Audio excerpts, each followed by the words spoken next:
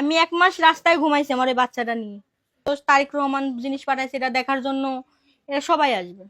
একদম প্রধানমন্ত্রী উনি হয়ে প্রথম পুরস্কারটা আমি পাইছি, এর থেকে ধন্য আর কি আছে বলেন?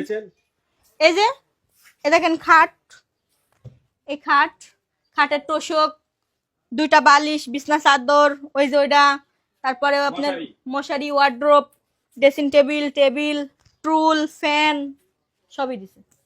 আর কি আমার প্রতি মাসে সে আমার যে খরচটা আসবে উনি দিবে, আর আমার বাচ্চার দায়িত্ব নিছে, এটাই আমি খুশি। আমি উনির কাছে আর বেশি কিছু আমার আশা চাওয়া নাই। আর একটাই আমার চাওয়া আছে উনির কাছে, যে উনি আমাকে একটা জব নিয়ে দিক। আমি এই ব্যবসার করতে চাই না, আমাকে একটা জব নিয়ে দিক, যাতে আমার বাচ্চাটা নিয়ে আগামী দিনগুলো ভালো থাকতে পারে। মানে আপনি আর এই ব্যবসা করতে চান না, অনেকের বাজে কথা শোনা লাগে, অনেকে বাজে বাজে কমেন্ট করে এই ব্যবসার লেগে। এটা পর্দা পর্দা পর্দা বিছায় ঘুমাইতেন এই ফ্লোরে, ঠান্ডা লাগতো না? ঠান্ডা লাগলে কিছু করা ছিল না, আমার জিনিস ছিল না, তাই এটার পরে আমি ঘুমাইতাম। আপনি তো শুনছি যে কফি বিক্রি করে নাকি অনেক টাকা ইনকাম হয়। তাহলে মনে করবেন যে অনেক টাকা ইনকাম করছি, তাহলে তো অনেক টাকা ইনকাম করলে তো আজকে তাহলে তো রাজপ্রাসাদেই থাকতাম, তাহলে তো আর এই ফকিন্নির এই ভাঙা ঘরে থাকতাম না। তাহলে আপনার ঘরে আগে কিছুই ছিল না? না, আমার ঘরে যা দেখবেন সবই নতুন, এই সবকিছু সবই নতুন। হ্যাঁ, এই যে ওয়ার্ডরোব দেখতেছি এখানে, তো এই যে অনেকেই আপনার ভিডিও করতে আসছে আজকে, জি। না আজকে আপনার কেমন লাগতেছে?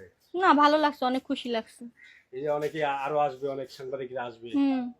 প্রত্যেকটা সাংবাদিকই এখন আসবে। ধরো তো অনেক খারাপ কথা বলে ভাইয়া, মানুষের মুখ তো আপনি তো বুঝেন, আপনি তো একটা ছেলে মানুষ।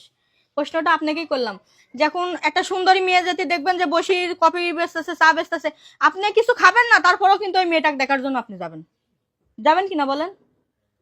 তখন আপনার কাছে কেমন লাগে? এখন সে জিনিসটা কেমন লাগে, সে জিনিসটা আরো খারাপ লাগে, অনেক খারাপ লাগে। এই জিনিসটার মতো খারাপ জিনিস পৃথিবীতে নাই। আর আমি সবাইকে বলবো, আমার যতগুলা ভাই আছে, বোন আছে, সবাইকে বলবো যে ভাইয়ের গুলাকে বোনেরা হলো ভাইয়ের চোখে দেখবেন, আর ভাইগুলা বোনের চোখে দেখবেন, নিজের বোনের মতো দেখবেন, তাহলে দেখবেন দুনিয়াটা ভালো চলবে। এখন আমার আর সে ডিপোজিট আর কিছু বলার নাই ভাইয়া, কি কিসের জন্য যেটা গেছে আমি সেটা আর মনে করতে চাই না, আর আমি কিছু বলতেও চাই না। আপনি সেটা তাহলে আপনি তাকে জিজ্ঞাসা করেন, তার ফোন নাম্বার দিতেছি, তার সাথে মনে করেন এখন আমারই ভুল, এখন তো আর কেউ তো বলবেন না যে আপনার ভুল, আপনি বলবেন আপনি এখন যদি আপনার ওয়াইফে ডিভোর্স দেন, দেওয়ার পরে কি আপনি বলবেন যে আমার ভুল ছিল, আমার ভুলে আমার ওয়াইফে ডিভোর্স দিচ্ছে, আপনি কি এটা স্বীকার করবেন? কখনো করবেন না। মনে করেন এখন আমার ভুলে আমার হাজবেন্ড চলে গেছে। বিয়েটা কি পারিবারিক ভাবে হয়েছে? না, প্রেম করে বিয়ে করছিল। 7 দিনকের প্রেম, 11 বছরের সংসার। ডিভোর্স হইলো কেন এটা তো আমি বলতে পারবো না ভাই। হ্যাঁ, আমার একটা 6 বছরের ছেলে আছে, বাহিরে খেলতেছে। এখন হয়ে গেছে, মনে করেন আমার ভুলেই, এখন আমি তার দোষ দেবো না, এখন আমারই ভুল। এখন তো আর আপনারা ভুল করে তো কখনো স্বীকার করবেন না যে আপনাদের ভুল, এটা তো আর আপনাকে স্বীকার করার আপনাদের কোনোই নাই, আপনারা স্বীকারও করবেন না। এর জন্য এখন আমার ভুল। উনি এলজিডি তে জব করে। সরকারি চাকরি করে? না, মাস্টার রুলে। মাস্টার রুলে চাকরি করে।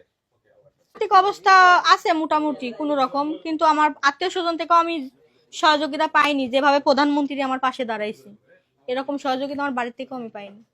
মানে এই যে আপনার যে ডিভোর্সটা হয়ে ডিভোর্স হওয়ার পরে 1 মাস রাস্তায় ঘুমাইছি, ঘুমানির পরে পরে এই বাসাটাই আমি পাইছি, এই বাসাটাই উঠছি। না, উনি একতরফা ডিভোর্স দিচ্ছে, এটা কোনো পারিবারিক ভাবে হয় নাই। আমার বাড়িতেও সে ডিভোর্স পেপার আমার হাতেও দেয় নাই, আমার ঠিকানাতেও পাঠাই নাই, আমার ইমুতে পাঠাইছিল। এখন আমি মাইনে লি নাই, এখন তারপরেও এখন এভাবেই আছে। আমি তারপর কোনো অ্যাকশনও লি না, আমি কিছু করতেও চাই না ভাই। মানে আমার দুজনেরই ভুল ছিল, শুধু একজনের বলবো না, দুজনেরই ভুল ছিল। একটু যদি বলতেন।